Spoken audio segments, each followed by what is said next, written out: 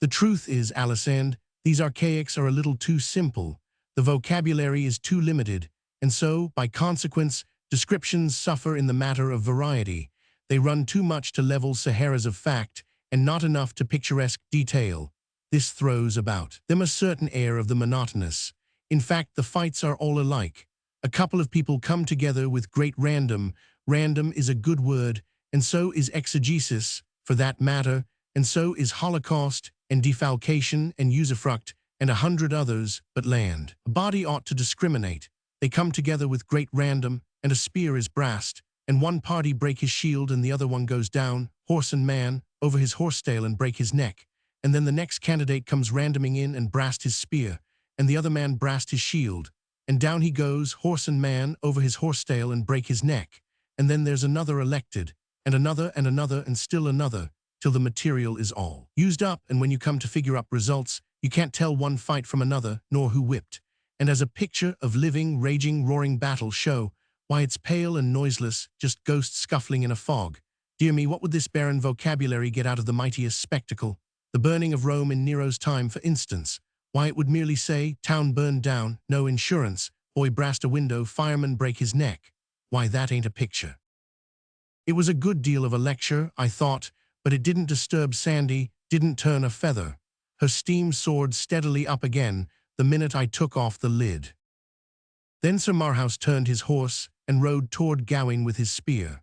And when Sir Gawain saw that, he dressed his shield, and they avented their spears, and they came together with all the might of their horses, that either knight smote other so hard in the midst of their shields, but Sir Gawain's spear brake. I knew it would. But Sir Marhaus's spear held, and therewith Sir Gawain and his horse rushed down to the earth. Just so, and brake his back. And lightly Sir Gawain rose upon his feet, and pulled out his sword, and dressed him toward Sir Marhaus on foot, and therewith either came unto other eagerly, and smote together with their swords, that their shields flew in cantels, and they bruised their helms and their hauberks, and wounded either other, but Sir Gawain, fro it past 9 of the clock, waxed by the space of 3 hours ever stronger and stronger, and thrice his might was increased. All this espied Sir Marhaus, and had great wonder how his might increased, and so they wounded other passing sore, and then when it was come noon, the pelting sing-song of it carried me forward to scenes and sounds of my boyhood days. NEU Haven, 10 minutes for refreshments. KN Ductor'll strike the gong bell 2 minutes before train leaves. Passengers for the shoreline, please take seats in the rear KR. This KR don't go no further. PLS or RNJZ Binan Nurs SN Deches P. Opcorn. And waxed past noon and drew toward evensong.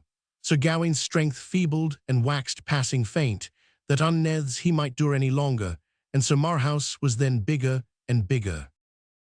Which strained his armor, of course, and yet little would one of these people mind a small thing like that.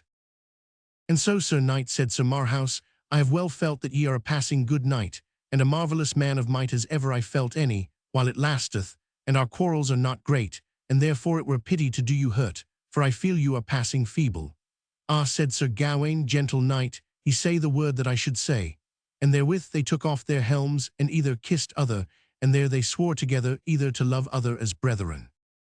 But I lost the thread there, and dozed off to slumber, thinking about what a pity it was that men with such superb strength enabling them to stand up cased in cruelly burdensome iron and drenched with perspiration, and hack and batter and bang each other for 6 hours on a stretch, should not have been born at a time when they could put it to some useful purpose. Take a jackass, for instance. A jackass has that kind of strength, and puts it to a useful purpose, and is valuable to this world because he is a jackass, but a nobleman is not valuable because he is a jackass. It is a mixture that is always ineffectual, and should never have been attempted in the first place. And yet, once you start a mistake, the trouble is done, and you never know what is going to come of it. When I came to myself again, and began to listen, I perceived that I had lost another chapter, and that Alicent had wandered a long way off with her people. And so they rode and came into a deep valley full of stones, and thereby they saw a fair stream of water. Above thereby was the head of the stream, a fair fountain, and 3 damsels sitting thereby.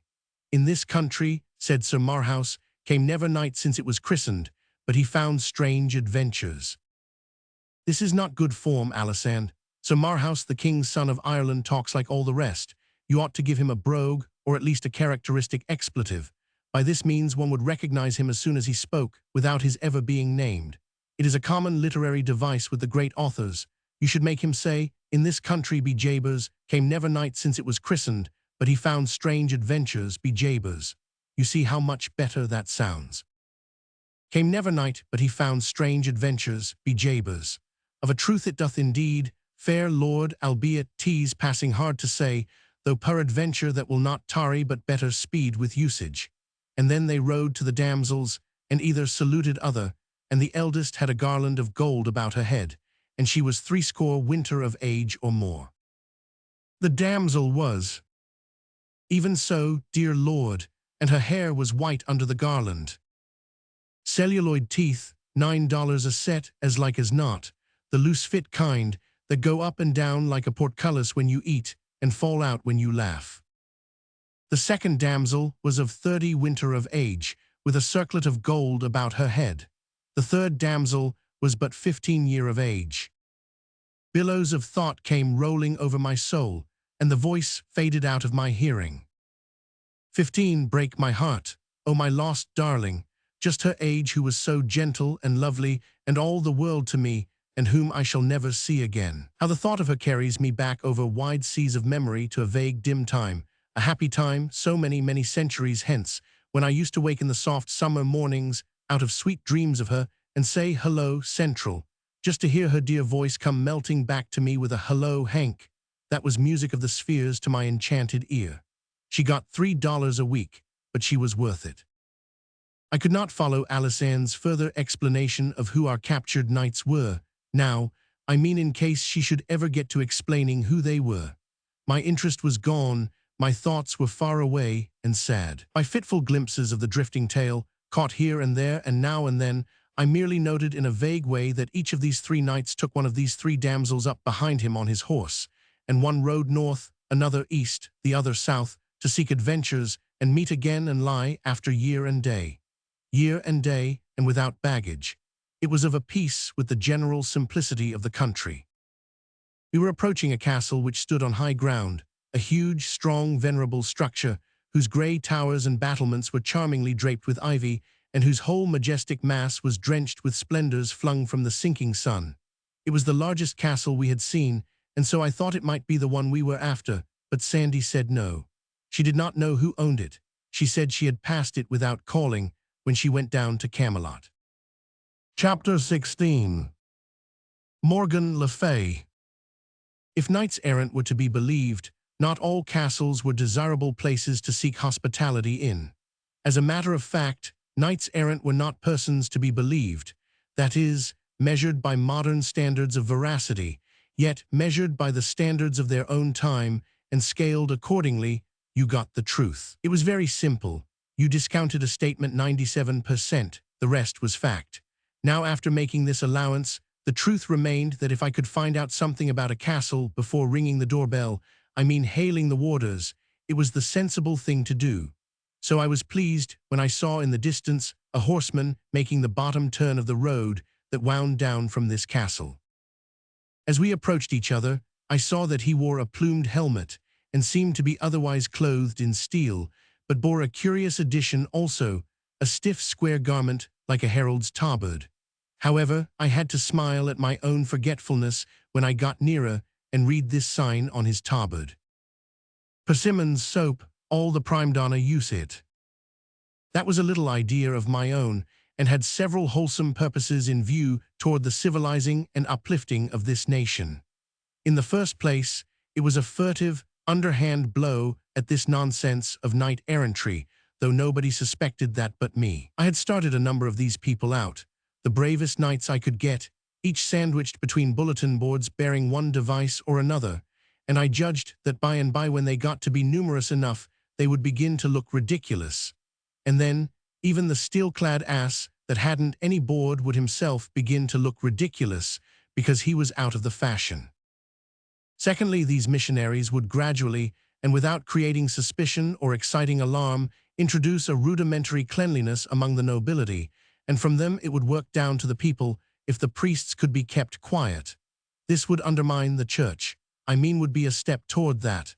Next, education, next, freedom, and then she would begin to crumble. It being my conviction that any established church is an established crime, an established slave pen, I had no scruples, but was willing to assail it in any way or with any weapon that promised to hurt it. Why, in my own former day, in remote centuries not yet stirring in the womb of time, there were old Englishmen who imagined that they had been born in a free country with the Corporation Act and the test still in force in it, timbers propped against men's liberties and dishonored consciences to shore up an established anachronism with. My missionaries were taught to spell out the gilt signs on their tabards. The showy gilding was a neat idea. I could have got the king to wear a bulletin board for the sake of that barbaric splendor. They were to spell out these signs and then explain to the lords and ladies what soap was.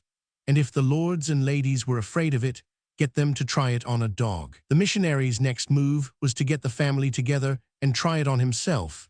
He was to stop at no experiment, however desperate, that could convince the nobility that soap was harmless. If any final doubt remained, he must catch a hermit. The woods were full of them, saints they called themselves, and saints they were believed to be. They were unspeakably holy and worked miracles, and everybody stood in awe of them. If a hermit could survive a wash, and that failed to convince a duke, give him up, let him alone. Whenever my missionaries overcame a knight-errant on the road, they washed him, and when he got well, they swore him to go and get a bulletin board and disseminate soap and civilization the rest of his days. As a consequence, the workers in the field were increasing by degrees, and the reform was steadily spreading. My soap factory felt the strain early. At first I had only 2 hands, but before I had left home, I was already employing 15 and running night and day, and the atmospheric result was getting so pronounced that the king went sort of fainting and gasping around and said he did not believe he could stand it much longer, and Sir Launcelot got so that he did hardly anything but walk up and down the roof and swear, although I told him it was worse up there than anywhere else, but he said he wanted plenty of air, and he was always complaining that a palace was no place for a soap factory anyway, and said if a man was to start one in his house, he would be damned if he wouldn't strangle him. There were ladies present too, but much these people ever cared for that. They would swear before children if the wind was their way when the factory was going. This missionary knight's name was La Cote Male Tail, and he said that this castle was the abode of Morgan le Fay, sister of King Arthur and wife of King Uriens, monarch of a realm about as big as the District of Columbia. You could stand in the middle of it and throw bricks into the next kingdom. Kings and kingdoms were as thick in Britain as they had been in Little Palestine in Joshua's time, when people had to sleep with their knees pulled up because they couldn't stretch out without a passport. La Cote was much depressed, for he had scored here the worst failure of his campaign. He had not worked off a cake, yet he had tried all the tricks of the trade, even to the washing of a hermit, but the hermit died. This was indeed a bad failure, for this animal would now be dubbed a martyr and would take his place among the saints of the Roman calendar. Thus made he his moan, this poor Sir La Cote Male Tail, and sorrowed passing sore. And so my heart bled for him, and I was moved to comfort and stay him. Wherefore I said, Forbear to grieve, fair knight, for this is not a defeat. We have brains, you and I, and for such as have brains there are no defeats but only victories. Observe how we will turn this seeming disaster into an advertisement for our soap, and the biggest one to draw that was ever thought of, an advertisement that will transform that Mount Washington defeat into a Matterhorn victory.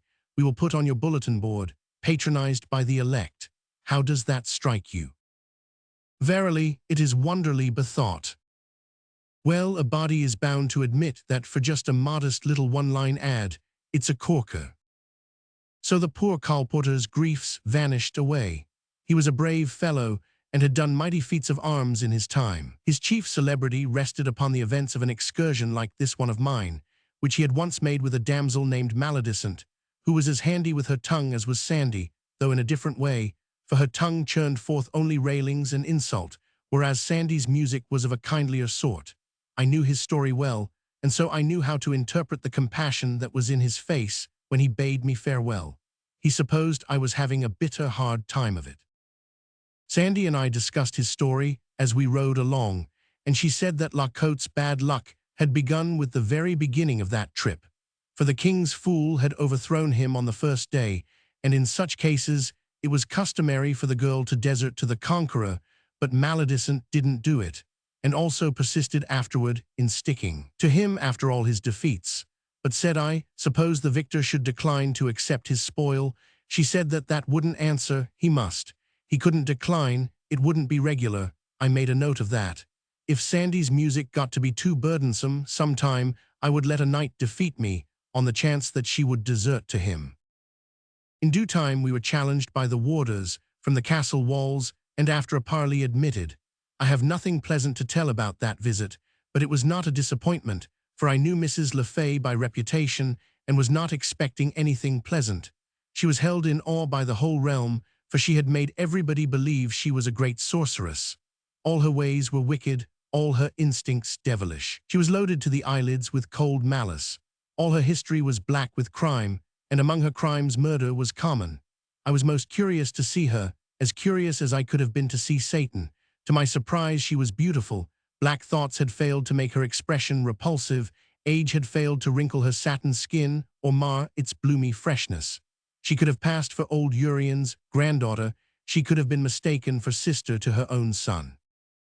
As soon as we were fairly within the castle gates, we were ordered into her presence. King Urian's was there, a kind-faced old man with a subdued look, and also the son, Sir Ewain le Blancamains, in whom I was, of course, interested on account of the tradition that he had once done battle with 30 knights, and also on account of his trip with Sir Gawain and Sir Marhaus, which Sandy had been aging me with. But Morgan was the main attraction, the conspicuous personality here. She was head chief of this household, that was plain. She caused us to be seated, and then she began, with all manner of pretty graces and graciousnesses, to ask me questions. Dear me, it was like a bird or a flute, or something, talking. I felt persuaded that this woman must have been misrepresented, lied about. She trilled along, and presently a handsome young page, clothed like the rainbow, and as easy and undulatory of movement as a wave, came with something on a golden salver, and kneeling to present it to her, overdid his graces and lost his balance, and so fell lightly against her knee. She slipped a dirk into him in as matter of course a way as another person would have harpooned a rat. Poor child, he slumped to the floor, twisted his silken limbs in one great straining contortion of pain, and was dead. Out of the old king was wrung an involuntary "oh" of compassion. The look he got made him cut it suddenly short and not put any more hyphens in it. Sir Ewain, at a sign from his mother, went to the anteroom and called some servants, and meanwhile Madame went rippling sweetly along with her talk. I saw that she was a good housekeeper, for while she talked, she kept a corner of her eye on the servants to see that they made no balks in handling the body and getting it out. When they came with fresh, clean towels, she sent back for the other kind, and when they had finished wiping the floor and were going, she indicated a crimson fleck the size of a tear which their duller eyes had overlooked. It was plain to me that La Côte Male Tail had failed to see the mistress of the house. Often, how louder and clearer than any tongue does dumb circumstantial evidence speak. Morgan Le Fay rippled along as musically as ever, marvelous woman, and what a glance she had. When it fell in reproof upon those servants, they shrunk and quailed as timid people do when the lightning flashes out of a cloud. I could have got the habit myself. It was the same with that poor old Brer Urians. He was always on the ragged edge of apprehension. She could not even turn toward him, but he winced. In the midst of the talk, I let drop a complimentary word about King Arthur, forgetting for the moment how this woman hated her brother. That one little compliment was enough. She clouded up like storm, she called for her guards and said, "Hail me these varlets to the dungeons." That struck cold on my ears, for her dungeons had a reputation. Nothing occurred to me to say or do, but not so with Sandy. As the guard laid a hand upon me, she piped up with the tranquillist confidence and said, "God's wounds, dost thou covet destruction, thou maniac? It is the boss." Now what a happy idea that was, and so simple, Yet it would never have occurred to me. I was born modest, not all over but in spots, and this was one of the spots. The effect upon Madame was electrical. It cleared her countenance and brought back her smiles and all her persuasive graces and blandishments, but nevertheless she was not able to entirely cover up with them the fact that she was in a ghastly fright. She said, "La, but do list to thine handmaid," as if one gifted with powers like to mine might say the thing which I have said unto one who has vanquished Merlin, and not be jesting.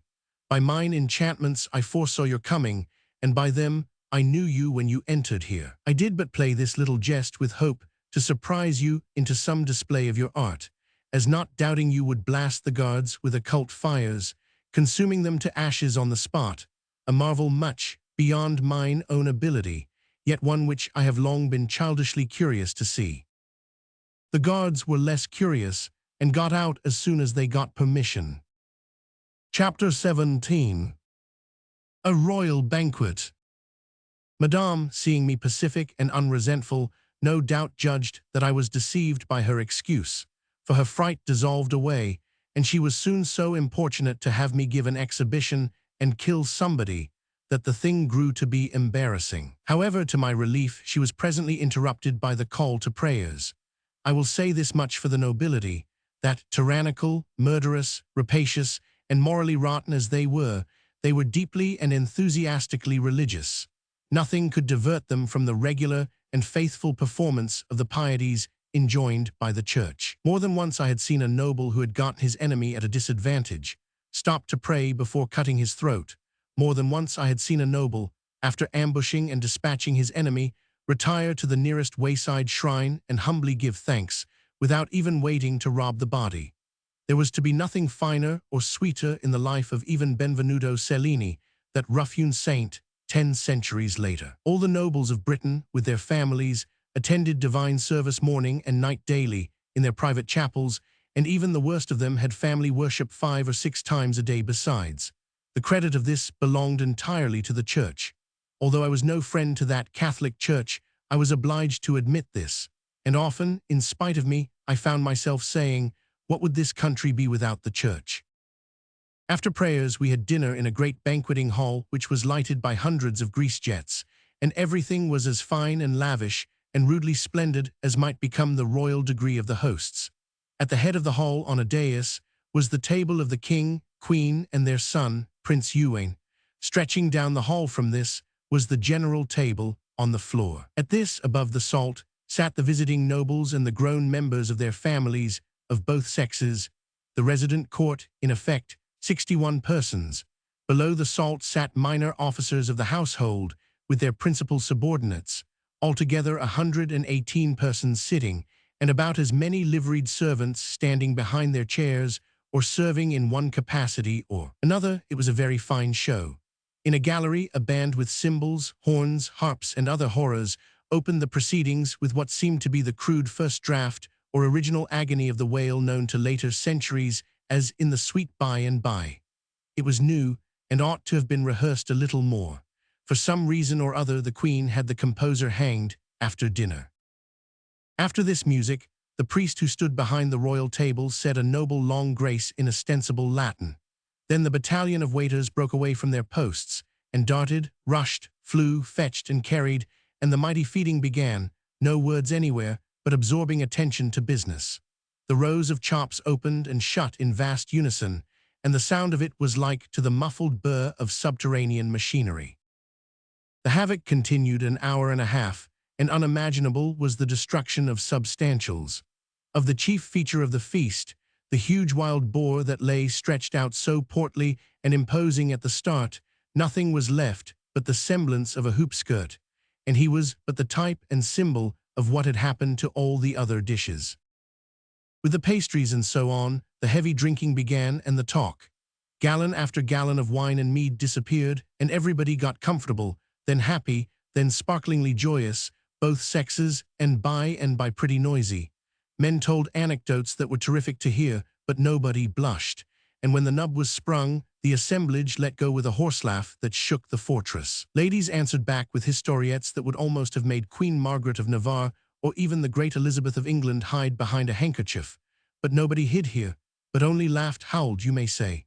In pretty much all of these dreadful stories, ecclesiastics were the hardy heroes, but that didn't worry the chaplain any. He had his laugh with the rest. More than that, upon invitation, he roared out a song which was of as daring a sort as any that was sung that night. By midnight, everybody was fagged out and sore with laughing, and as a rule, drunk. Some weepingly, some affectionately, some hilariously, some quarrelsomely, some dead and under the table. Of the ladies, the worst spectacle was a lovely young duchess, whose wedding eve this was, and indeed she was a spectacle, sure enough.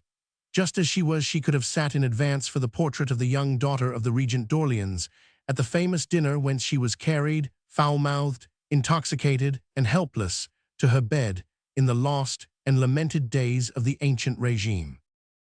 Suddenly, even while the priest was lifting his hands, and all conscious heads were bowed in reverent expectation of the coming blessing, there appeared under the arch of the far-off door at the bottom of the hall an old and bent and white-haired lady, leaning upon a crutch-stick, and she lifted the stick and pointed it toward the Queen and cried out, "The wrath and curse of God fall upon you, woman without pity, who have slain mine innocent grandchild, and made desolate this old heart that had nor chick, nor friend, nor stay, nor comfort in all this world but him." Everybody crossed himself in a grisly fright, for a curse was an awful thing to those people. But the Queen rose up majestic, with the deathlight in her eye, and flung back this ruthless command: "Lay hands on her, to the stake with her." The guards left their posts to obey. It was a shame, it was a cruel thing to see. What could be done? Sandy gave me a look. I knew she had another inspiration. I said, "Do what you choose." She was up and facing toward the Queen in a moment. She indicated me and said, "Madame, he saith this may not be. Recall the commandment, or he will dissolve the castle, and it shall vanish away like the unstable fabric of a dream." Confound it, what a crazy contract to pledge a person to. What if the Queen? But my consternation subsided there, and my panic passed off, for the Queen, all in a collapse, made no show of resistance, but gave a countermanding sign and sunk into her seat. When she reached it, she was sober.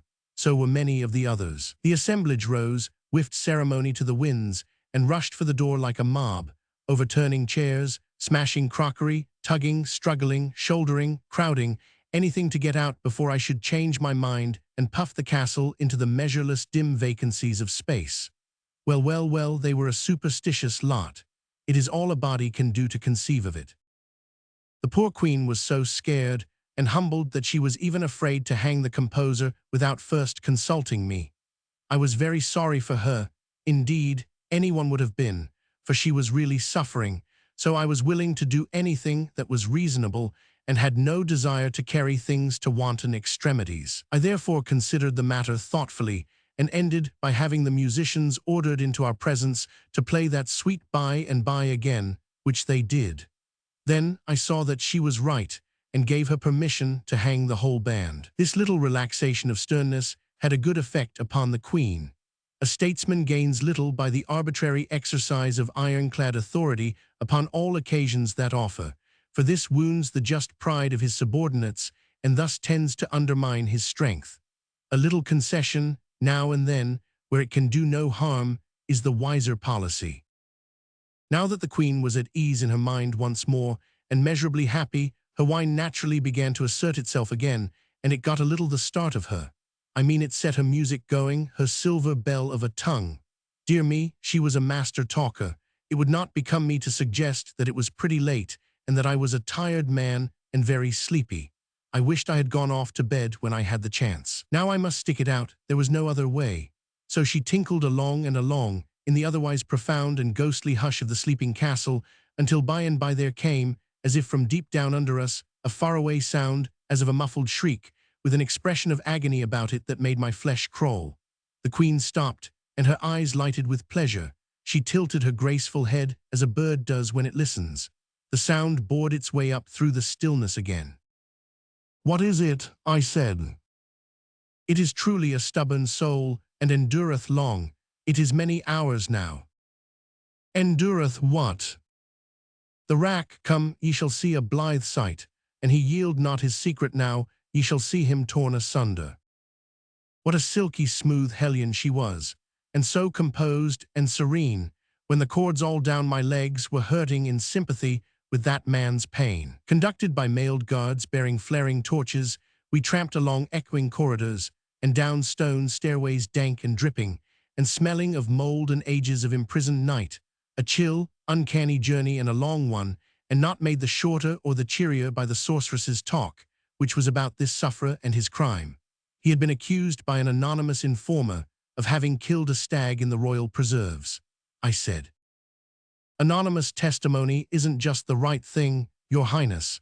It were fairer to confront the accused with the accuser." I had not thought of that, it being but of small consequence. But an I could not, for that the accuser came masked by night, and told the forester, and straightway got him hence again, and so the forester knoweth him not. Then is this unknown the only person who saw the stag killed? Mary, no man saw the killing, but this unknown saw this hardy wretch near to the spot where the stag lay, and came with right loyal zeal, and betrayed him to the forester. So the unknown was near the dead stag too. Isn't it just possible that he did the killing himself? His loyal zeal, in a mask, looks just a shade suspicious. But what is your Highness's idea for racking the prisoner? Where is the profit? He will not confess, else, and then were his soul lost. For his crime his life is forfeited by the law, and of a surety will I see that he payeth it. But it were peril to my own soul to let him die unconfessed and unabsolved. Nay, I were a fool to fling me into hell for his accommodation. But, Your Highness, suppose he has nothing to confess. As to that we shall see anon. And I rack him to death, and he confess not, it will peradventure show that he had indeed naught to confess. Ye will grant that that is sooth. Then shall I not be damned for an unconfessed man that had naught to confess, wherefore I shall be safe. It was the stubborn unreasoning of the time. It was useless to argue with her. Arguments have no chance against petrified training. They wear it as little as the waves wear a cliff, and her training was everybody's. The brightest intellect in the land would not have been able to see that her position was defective. As we entered the rack cell, I caught a picture that will not go from me. I wish it would.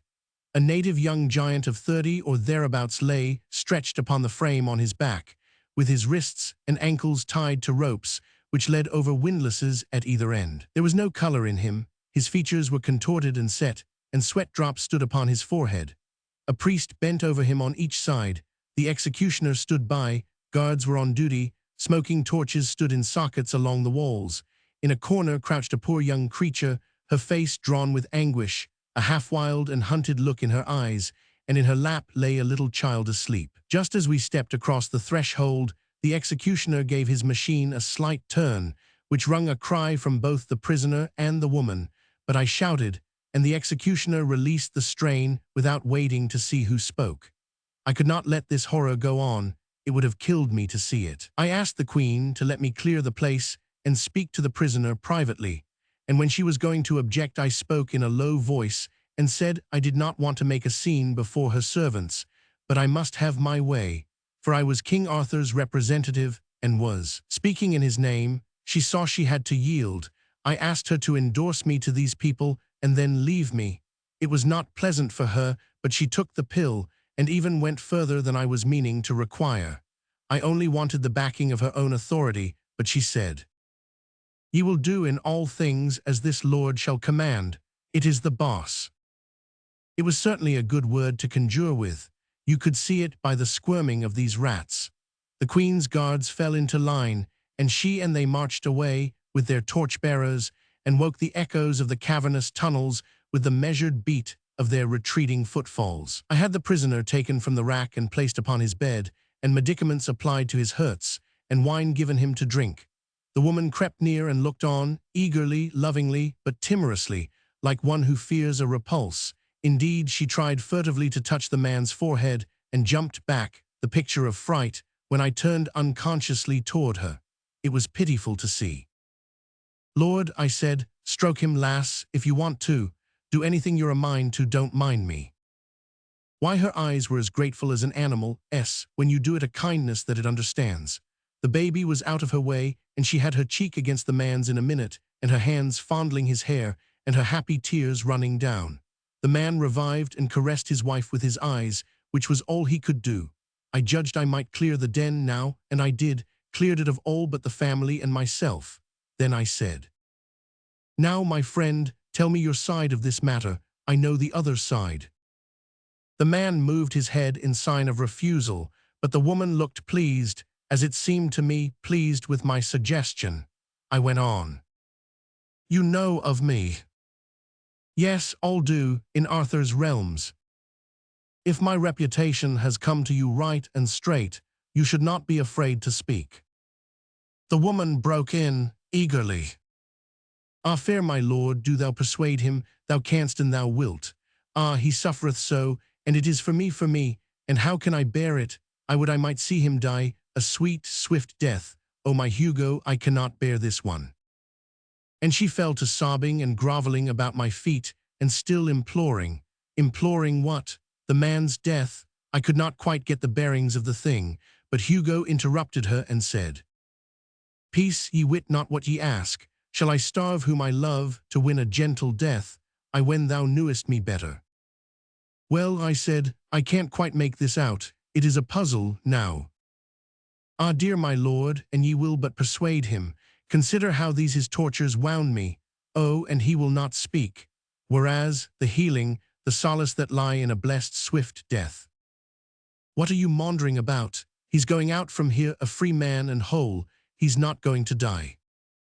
The man's white face lit up, and the woman flung herself at me in a most surprising explosion of joy, and cried out, "He is saved, for it is the king's word by the mouth of the king's servant, Arthur, the king whose word is gold." "Well, then you do believe I can be trusted, after all. Why didn't you before?" "Who doubted? Not I indeed, and not she."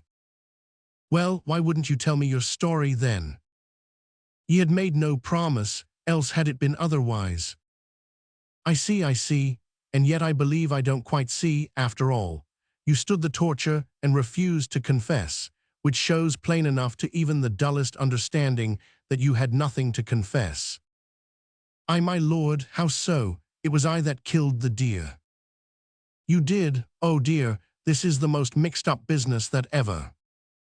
"Dear lord, I begged him on my knees to confess, but—" "You did. It gets thicker and thicker. What did you want him to do that for?" "Sith it would bring him a quick death, and save him all this cruel pain." "Well, yes, there is reason in that, but he didn't want the quick death." Why, of a surety he did."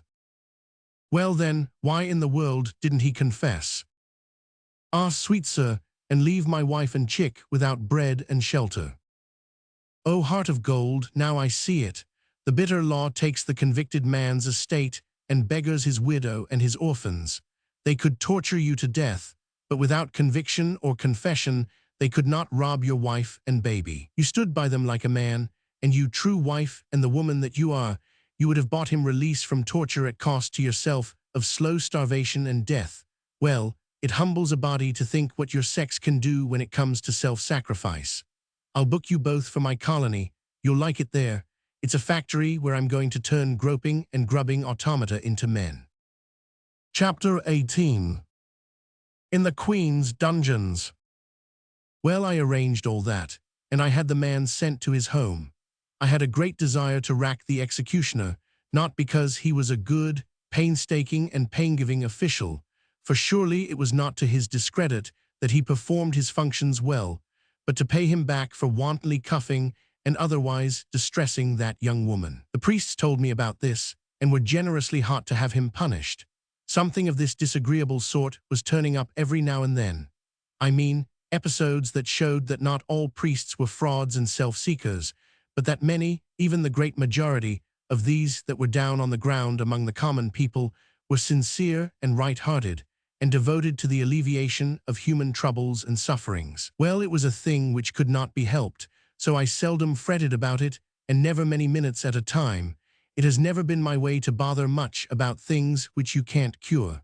But I did not like it, for it was just the sort of thing to keep people reconciled to an established church. We must have a religion, it goes without saying, but my idea is to have it cut up into 40 free sects so that they will police each other, as had been the case in the United States in my time. Concentration of power in a political machine is bad, and an established church is only a political machine. It was invented for that. It is nursed, cradled, preserved for that. It is an enemy to human liberty and does no good which it could not better do in a split-up and scattered condition. That wasn't law, it wasn't gospel. It was only an opinion, my opinion, and I was only a man, one man, so it wasn't worth any more than the Pope's, or any less for that matter. Well, I couldn't rack the executioner, neither would I overlook the just complaint of the priests. The man must be punished somehow or other, so I degraded him from his office and made him leader of the band, the new one that was to be started. He begged hard and said he couldn't play, a plausible excuse, but too thin. There wasn't a musician in the country that could. The Queen was a good deal outraged next morning when she found she was going to have neither Hugo's life nor his property.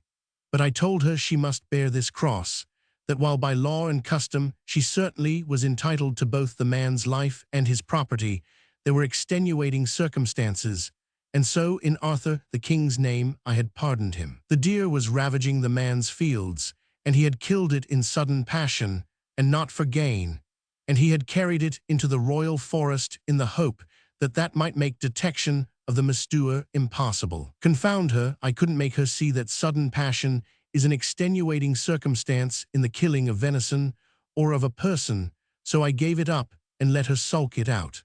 I did think I was going to make her see it by remarking that her own sudden passion in the case of the page modified that crime.